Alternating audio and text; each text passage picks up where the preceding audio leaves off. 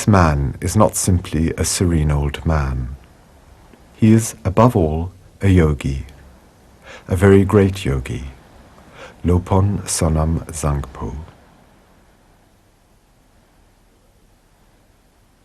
There are only 3 young people who, having successfully passed all the severe tests imposed on them, have been chosen to become disciples and allowed to receive their initiation from him.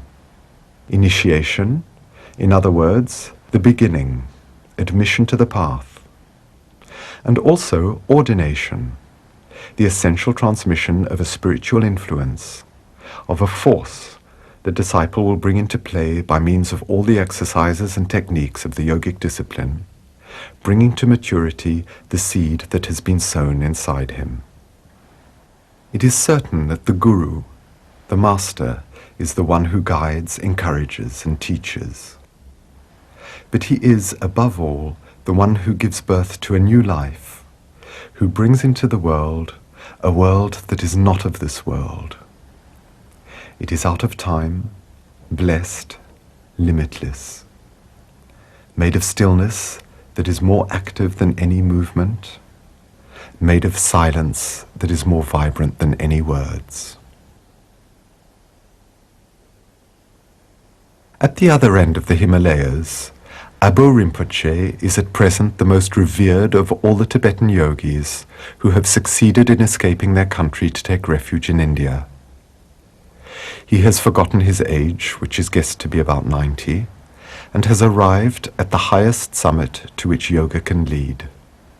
He also is a truly qualified master who can lead a disciple all the way to the end of his journey, to the other bank of the ocean of sorrow. But he too, as all other true yogis, restricts his teachings to the initiated only. Tibetan yoga has taken on a form that is quite different from Hindu yoga, whose postures and elementary breathing exercises are popularized today in bookshop window displays everywhere. However, amateurs must be warned that the Tibetan's yoga is far from being put up for sale on the worldwide market of Orientalist fashion and spiritual gimmicks. You may only see certain exercises that are amongst the most simple and the first to be taught. And yet, only a few years ago, in Tibet itself, nobody, not even a monk who is not a yogi, would have been allowed to have a glimpse of these movements and postures that were kept in absolute secrecy, and anyone trying to watch them in secret would have been severely punished. All physical yoga is based on a paradox: to transcend the mortal body, to go beyond the limitations of that body, by devoting to that very same body one's attention and efforts. For yoga is one aspect of Tantrism, and according to Tantrism, nothing, absolutely nothing, must be refused, denied, or repressed.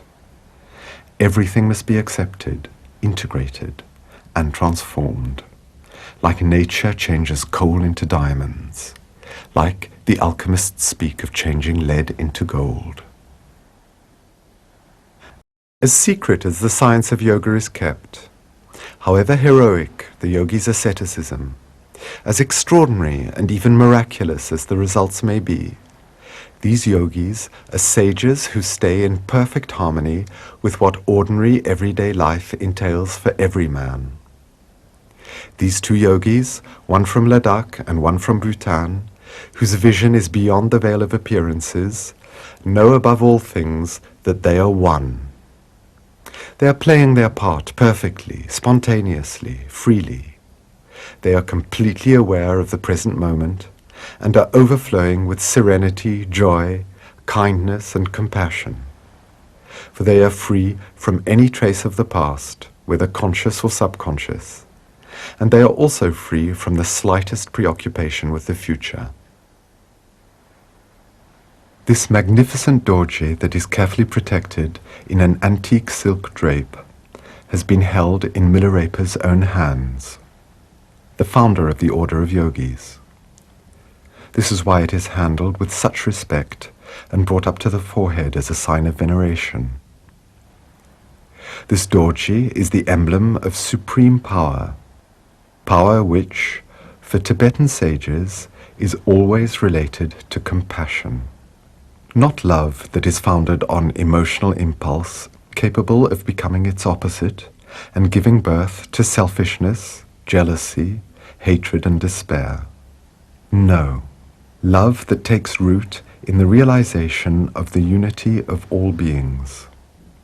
Having died completely the death of his own egoism, and of the belief in his individuality separate from others, the yogi can say, because I no longer am, I am everybody, I am everything.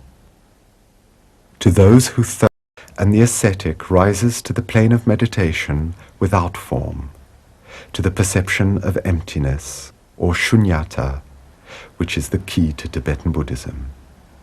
In India, amongst the refugees, as in Tibet itself around the big monasteries, small cells have been built, where a monk can go on retreat and live as a hermit for days, weeks, months, and sometimes even years.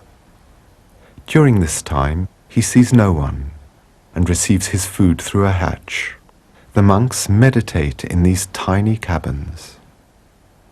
Today, they have allowed us a glimpse of their world, a world of peace and inner vision.